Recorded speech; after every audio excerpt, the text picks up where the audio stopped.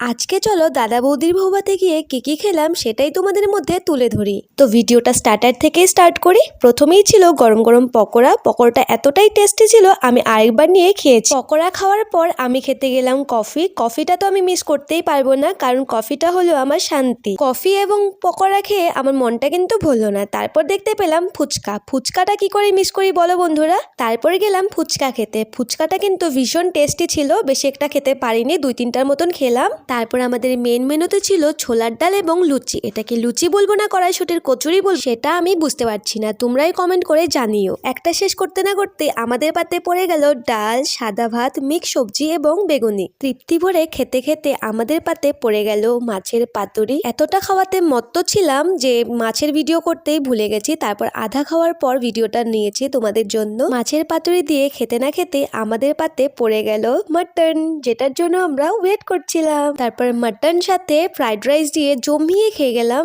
তৃপ্তি করে। Mutton fried rice দিয়ে তৃপ্তি করে মন ভরে খাচ্ছিলাম, আর এবং আমি আর আমার বান্ধবী মিলে ডান্স করছিলাম। তারপর শেষ পাতে ছিল রসমালাই এবং চাটনি। তো বন্ধুরা, আজকের এই খাওয়া দাওয়ার ব্লগ এই অবধি থাকুক। দেখা হচ্ছে পরবর্তী ব্লগে। Tata bye.